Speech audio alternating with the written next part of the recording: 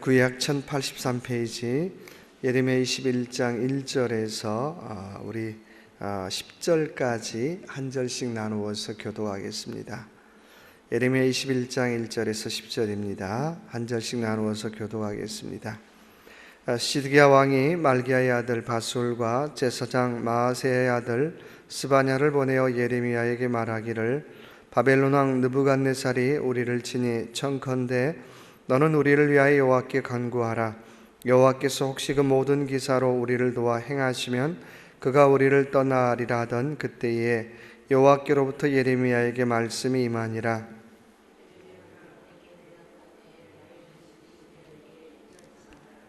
이스라엘의 하나님 여호와께서 이같이 말씀하시되 보라, 너희가 성 밖에서 바벨론 왕과 또 너희를 애운 갈대아인과 싸우는 바 너희 손에 가진 병기를 내가 돌이킬 것이요 그들을 이 성중에 모아들이리라.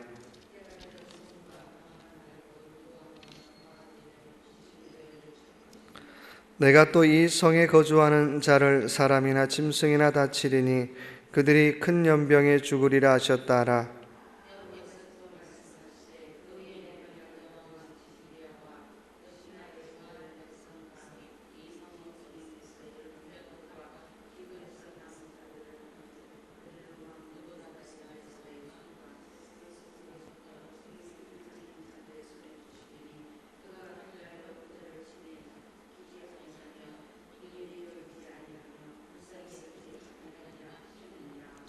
여호와께서 가라사대 너는 또 이 백성에게 여호와께서 이같이 말씀하신다 하라.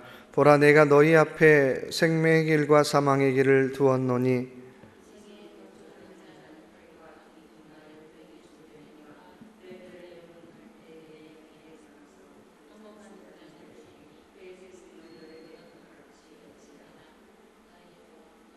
나 여호와가 말하노라. 내가 나의 얼굴을 이 성으로 향함은 복을 위함이 아니요 화를 위함이라. 이 성이 바벨론 왕의 손에 붙임이 될 것이요 그는 그것을 불로 사르리라. 아멘. 주신 말씀 가지고 회개의 정신이라는 말씀의 제목으로 주신 은혜 같이 나누길 원합니다. 우리가 믿음의 전 단계를 우리가 생각해 본다면 회개라고 할 수 있겠죠. 회개 없는 믿음은 없고요, 또 회개 없는 축복은 없고 회개 없는 은혜는 없습니다. 뭐든지 간에 회개가 전제되어야 되죠. 오늘 예레미야를 통하여 또 남유다 백성에게 주시는 말씀은 끊임없이 회개하라라는 말씀이죠. 내가 회개에 참 정신이 있다면 우리 한번 주신 말씀을 통해서 같이 나눠보길 원하는데요.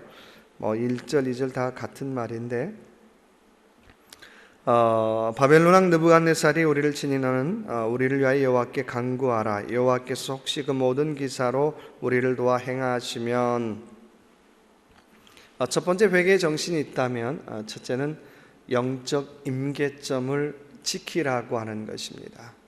임계점이라는 말은 물리학에서 쓰는 말이죠. 이게 어떤 물체가 갔다가 다시 돌아올 수 있는 그 거리를 얘기하는 거죠.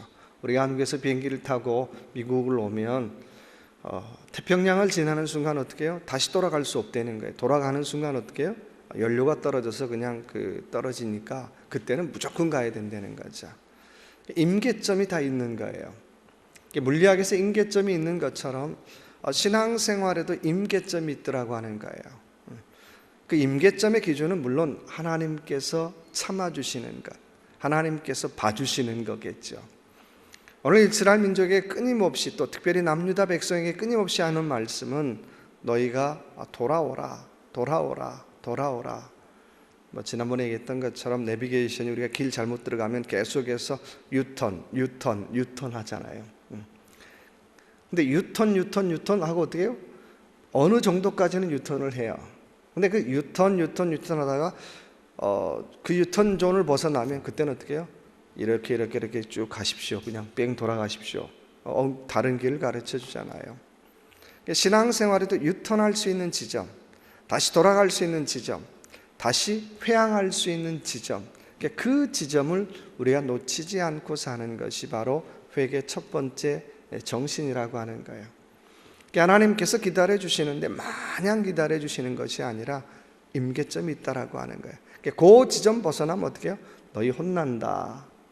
내가 너희 버린다. 물론 하나님께서 완전 버리지 않지만 그 지점 벗어나면 내가 너희를 책망하겠다라고 말씀하시는 거예요. 그래서 우리가 신앙생활하면서 첫 번째 우리가 기준 잡아야 될 것은 분명한 영적 임계점이 있다라고 하는 거예요. 하나님은 마냥 사랑이 아니라 사랑과 더불어 공의의 하나님이라고 하는 사실을 우리가 잊어버리면 안 된다라고 하는 것입니다. 두 번째는 우리 9절의 말씀 보니까 이 성에 거주하는 자는 칼과 기근과 연병에 죽으려니와 너희를 애운 갈대아인에게 나가서 항복하는 자는 살리니 그의 생명은 노력한 것 같이 얻으리라. 두 번째는 애국이 아닌 애국보다도 하나님의 뜻을 먼저 구하라고 하는 것입니다. 애국하지 말라는 거 아니에요? 애국을 뛰어넘는 정신이 신앙인에게는 필요하다라고 하는 것입니다. 만약에 우리 백성 우리나라만 그러면 어때요? 하나님께서 우리나라 우리 백성만 만드는 거 아니었잖아요. 다른 나라 다른 백성도 만들었는데 우리 백성을 사랑하는 건 못지않게 다른 나라 백성도 사랑해야 되겠죠. 근데 오늘 두 번째 우리가 관심 있게 봐야 될 말씀은 애국을 뛰어넘어 하나님의 뜻을 구하라고 하는 것입니다. 자, 남유다에 바벨론이 쳐들어왔어요. 그럼 어떻게 해야 되나요? 10명 중에 8명은 어떻게 나가 싸워야지요. 근데 오늘 예레미야가 주시는 말씀 너무나 기가 막히잖아요. 항복하십시오. 항복하십시오. 항복하는 것이 하나님의 뜻입니다라고 얘기하고 있어요. 애국이라고 하는 입장에서 본다면 저렇게 지금 말이 안 되는 소리를 왜 하지? 지금 나가 싸워야 되는데 왜 항복하라고 하는 거지? 예레미야가 싸울 줄 몰라서 애국을 몰라서 하는 말이 아니에요. 남유다가 바벨론에 어떻게 해요? 바벨론이라고 하는 그 하나님의 도구를 통해서 징계받는 것이 하나님의 뜻이었기 때문에 오늘 말씀해 보니까 어떻게 해요? 항복하십시오라고 말씀하고 있는 것입니다. 그 얘기를 하는 예레미야의 마음이 어땠을까요? 나라가 지금 전쟁 중이고 전쟁이 아니라 일방적으로 지금 침략을 당하고 있는데 우리 항복해야 됩니다. 나가서 싸우지 마십시오. 항복하는 것이 하나님의 뜻입니다. 그게 얼마나 어필됐겠어요. 대부분 다 저 사람 저 완전히 저 바벨론에 뭘 먹었군, 바벨론에 청탁받았군, 그렇게 오해하지 않겠어요? 두 번째 우리가 생각해봐야 될 것은 애국이 참 중요합니다. 대한민국을 사랑하는 것 너무너무 중요해요. 신앙인에게는 애국을 뛰어넘는 하나님의 뜻을 구하는 것이 신앙인에게 필요하다라고 하는 것입니다. 애국하지 말라는 건 당연히 애국해야 되겠죠. 그런데 애국을 뛰어넘어서 하나님의 뜻이 무엇일까? 하나님의 공의가 무엇일까? 우리나라 사람뿐만이 아니라 정말 이웃들까지 향한 하나님의 뜻이 무엇일까를 찾고 그 뜻을 행하기 위해서 애쓰는 것, 그것이 두 번째 회개의 두 번째 정신이라고 하는 것입니다. 세 번째는 우리 12절 읽지 않았지만 같이 한번 읽어볼까요? 나 여호와가 이같이 말하노라. 다윗의 집이여, 너희는 아침마다 공평히 판결하며 탈취당한 자를 압박자의 손에서 건지라. 그리하지 아니하면 너희의 악행을 인하여 내 노가 불같이 일어나서 사리니 능히 끌 자가 없으리라. 지금 누구 가문 얘기하는 거죠? 남유다는 당연히 다윗 가문이겠죠. 시드기야 이런 사람들은 이제 마지막 때, 남유다가 망할 때쯤에서 왕되었던 사람들이잖아요. 세 번째 기억해야 될 것은, 회개의 세 번째 정신은 자기의 사명을 망각하지 말라고 하는 거예요. 왜 남유다가 이렇게 망했습니까? 오늘 누구를 향한 말씀입니까? 왕들을 향한 말씀이에요. 리더들을 향한 말씀이죠. 지도자들을 향한 말씀이에요.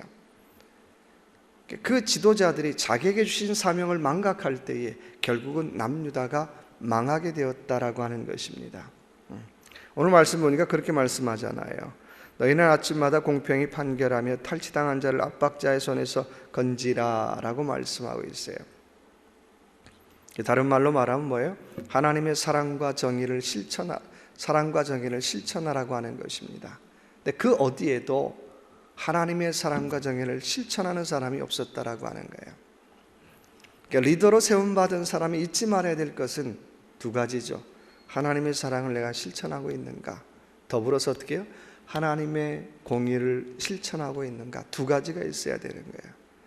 그냥 사랑만 가면 어떻게 해요? 기울어지잖아요.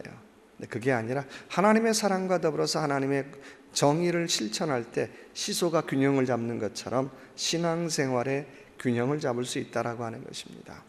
근데 바로 이 두 가지를 망각할 때에 하나님은 남유다 왕들에게 책망하고 있어요. 너희가 너희 사명 까먹었다, 잊어먹었다. 그래서 오늘 하루 저와 여러분이 왜 하루를 사냐고 물어본다면 내가 수명이 목숨이 붙어있기 때문에 삽니다라고 하는 것이 아니라 하나님께서 내게 주신 사명이 끝나지 않았기 때문에 나는 삽니다. 그러니까 하나님께서 내게 주신 사명이 있는 한 나는 살아야 됩니다라고 우리는 고백해야 한다라고 하는 것입니다.